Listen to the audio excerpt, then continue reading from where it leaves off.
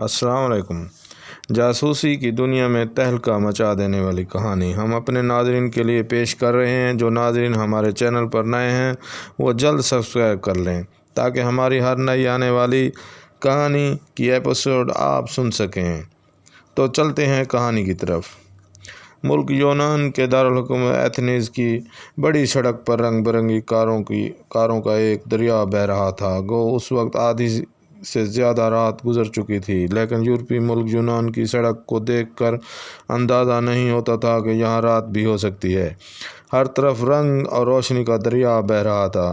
سڑک کے دونوں سائڈوں پر بڑی فٹ پاتھوں پر عورتوں اور مرد ہنستے، کہکہاتے لگاتے، باتیں کرتے ہوئے اس طرح چل رہے تھے یوں لگتا تھا جیسے یہاں کا ہر شخص دنیاوی طور پر خوش قسمت ترین آدمی ہے اور یہاں دکھوں اور پریشانیوں کا سایہ تک نہ پڑا ہو۔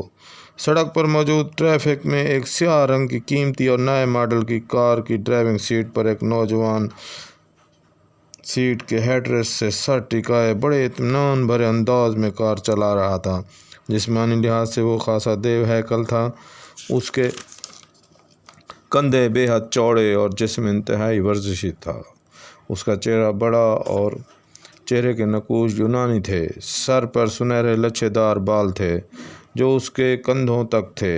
عام طور پر اسے دیکھ کر ہر شخص یہی سمجھتا تھا کہ وہ یونانی دیو مالا کا کوئی کردار ہے۔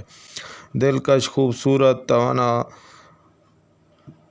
اور زندگی سے بھرپور کار کے ڈیش بورڈ کے نیچے موجود انتہائی قیمتی ڈیک سے ہلکی ہلکی پاپ میوزک کی آواز سنائی دے رہی تھی اور نوجوان بڑے ایزی موڈ میں کار چلاتا ہوا آگے بڑھا چلا جا رہا تھا۔ پھر کافی آگے آنے کے بعد اس نے کار کو سائیڈ پر کر کے ایک سائیڈ روڈ پر موڑا۔ اس سائیڈ روڈ پر ٹریفک موجود نہ تھی اور یہ روڈ کچھ آگے جا کر گھنے جنگل میں غائب ہو گیا، لیکن نوجوان اسی طرح اطمینان سے کار چلاتا ہوا آگے بڑھا چلا جا رہا تھا۔ پچھلے روڈ پر جہاں تیز روشنی نے دن کا سماں پیدا کر دیا تھا، اس کے برعکس اس سڑک پر گہرا اندھیرا تھا اور یہ سڑک گھنے جنگل میں داخل ہوئی۔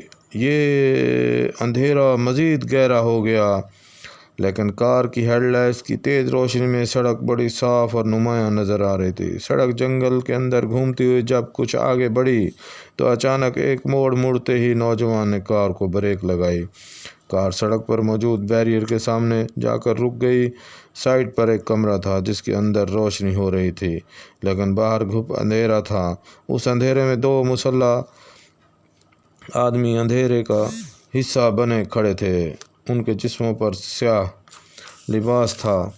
جیسے ہی کار رکی، کمرے کے کھلے ہوئے دروازے سے ایک نوجوان جس نے سیاہ رنگ کی یونیفارم پہنی ہوئی تھی تیزی سے باہر آیا اور سیدھا اس کار کی طرف بڑھا۔ یس سر، نوجوان نے سڑک کے قریب آ کر رکی اندرونی روشنی میں نوجوان کو دیکھتے ہوئے کہا۔ نوجوان نے جیب سے ایک کارڈ نکال کر آنے والے نوجوان کے ہاتھ میں دے دیا۔ نوجوان نے ایک نظر میں کار کا جائزہ لیا، پھر کارڈ لیے وہ تیزی سے واپس کمرے کی طرف بڑھ گیا۔ اس کمرے میں داخل ہونے کے چند منٹ بعد سامنے موجود راڈ خود بخود اونچا ہوتا چلا گیا اور آگے جانے کا راستہ کھل گیا، لیکن نوجوان نے کار آگے نہیں بڑھائی۔ چند لمحوں میں وہی نوجوان باہر آیا۔ اس نے ہاتھ میں موجود کارڈ نوجوان کی طرف بڑھا دیا۔ یس سر، آپ جا سکتے ہیں، نوجوان نے اس بار مؤدبانہ لہجے میں کہا۔ شکریہ، اس نوجوان نے کارڈ لے کر کوٹ کی جیب میں ڈالتے ہوئے مسکرا کر کہا اور دوسرے لمحے اس کی کار تیزی سے آگے بڑھ گئی۔ سڑک کافی آگے تک اسی طرح جنگل میں چلی گئی، پھر اچانک جنگل کا اختتام ہو گیا اور اس کے ساتھ ہی ایک اور بیریئر کے سامنے آ گیا۔ لیکن جیسے ہی نوجوان نے کار اس بیریئر کے قریب پہنچی، بیریئر خود بخود اونچا ہو گیا اور نوجوان نے بریک لگائے بغیر کار آگے بڑھا دی۔ جنگل کے بعد کھلا وسیع میدان تھا جس کے آخر میں خاکی رنگ کی 2 منزلہ عمارت تھی جو مکمل طور پر اندھیرے میں ڈوبی ہوئی تھی۔ اس عمارت کے گرد دور دور تک 4 دیواری موجود تھی جس پر خاردار تار موجود تھی، لیکن کہیں کوئی بلب موجود نہ تھا۔ بڑے جہازی سائز کا پھاٹک بند تھا۔ نوجوان نے کار کے اس بڑے پھاٹک کے سامنے لے جا کر روکی، پھر کار کا دروازہ کھول کر نیچے اترا اور اس نے جیب سے وہی کارڈ نکال کر پھاٹک کے ایک رخنے میں ڈال دیا۔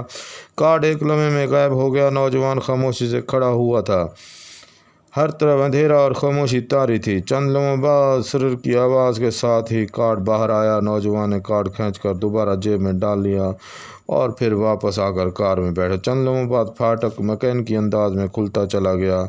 नौजवान ने कार को आगे बढ़ा दिया और फाटक क्रॉस करके वो इमारत के बरामदे की तरफ बढ़ता चला गया। इस तरह कार बरामदे के सामने रुकी और फिर नीचे उतरकर वो बरामदे की सीढ़ियाँ चढ़कर बरामदे में गया। सामने वाली राहदारी से गुजरते हुए आगे बढ़ता चला गया। इमारत पर मुकम्मल सकूत तारी था। यूँ लगता था जैसे ये इमारत खाली हो। राहदारी के आखिर में सीढ़ियाँ नीचे जा रही थी। नौजवान तेज़ी से सीढ़ियाँ उतरता हुआ नीचे एक दरवाजे के सामने रुक गया। उसने जेब से वही कार्ड निकाला और दरवाजे के एक रखने में डाल दिया। कार्ड रखने में गायब हो गया। चंद लम्हों बाद हल्की सी कटक की आवाज़ सुनाई दी और उसके साथ ही कार्ड बाहर आ गया। नौजवान ने कार्ड निकाल कर वापस जेब में डाला और उसके साथ ही दरवाज़ा खुल गया। आगे एक छोटी सी राहदारी थी जिसके अख्ताम पर एक और दरवाज़ा था। नौजवान दरवाज़ा क्रॉस करके अंदर दाखिल हो गया। उसने अकब में दरवाज़ा खुद बंद हो गया। उसके अकब में दरवाज़ा खुद ब खुद बंद हो गया। फिर उसके साथ ही सामने वाला दरवाज़ा खुला तो रोशनी की लहर सी बाहर आ गई। अंदर एक बड़ा कमरा था जिसे इंतहाई जदीद तरीन ऑफिस फर्नीचर से सजाया गया था। नौजवान अंदर दाखिल हुआ। उस कमरे में तेज़ रोशनी थी और सामने बड़ी ऑफिस की टेबल, पीछे एक उधेड़ उम्र ऊंची पुश्त की कुर्सी पर बैठा हुआ आदमी नज़र आ रहा था। यह आदमी सर से गंजा था, अलबत्ता उसके सर के साइडों से सफ़ेद रंग के बाल झालर के अंदाज में लटक रहे थे। उसकी सफ़ेद बड़ी मूछें, सफ़ेद रंग की छोटी दाढ़ी थी। चेहरे पर सख्ती के तअसुरात नुमायाँ थे। उस आदमी की तेज़ और चमकदार नज़रें उस नौजवान पर इस तरह जमी हुई थीं जैसे वो नज़रों से उस नौजवान का मुकम्मल जायज़ा ले रहे हो। गारमेंट हाजिर है बॉस, नौजवान ने मेज़ के करीब जाकर सर झुकाते हुए बड़े मद्दबाना अंदाज में कहा। बैठो, उधेड़ उमरा ने उस तरह सर्द लहजे में कहा तो गारमेंट कुर्सी पर मद्दबाना अंदाज में बैठ गया। तुम्हारा कोड, उधेड़ उमर बॉस ने इस तरह सर्द लहजे में कहा। F1, गारमेंट ने मुअद्दबाना लहजे में जवाब दिया।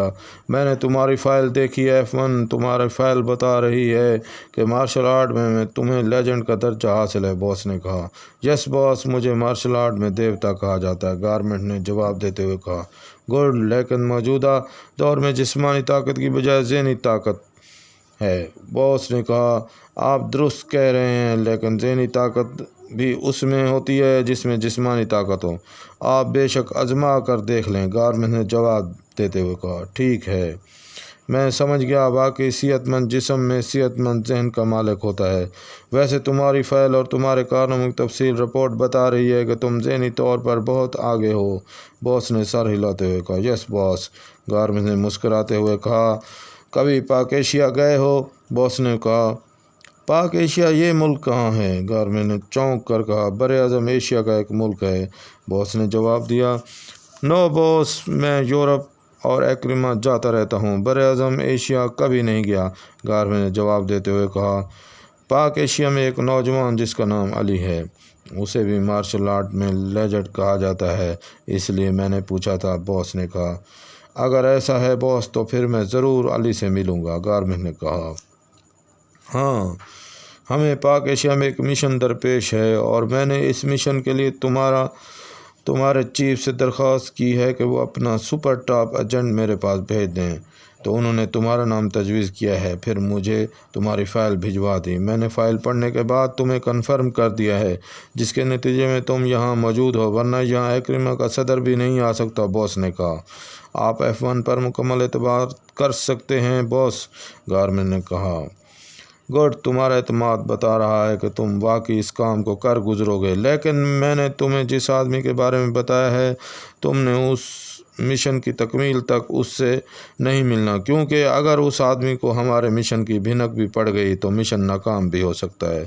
मिशन की कामयाबी के बाद बेशक तुम उससे मिल लो, इससे हमें कोई फ़र्क नहीं पड़ेगा, बॉस ने कहा। ठीक है, मेरी अवलीन तरजीह मिशन होगी, गारमेंट ने जवाब दिया। मिलते हैं अगली एपिसोड में। जो हमारे चैनल पर नए हैं तो चैनल को फौरी तौर पर सब्सक्राइब कर लें ताकि आने वाली किस्त उनको جلد سے جلدی مل سکے اور وہ اسے سن کر محظوظ ہو سکیں۔ اللہ حافظ۔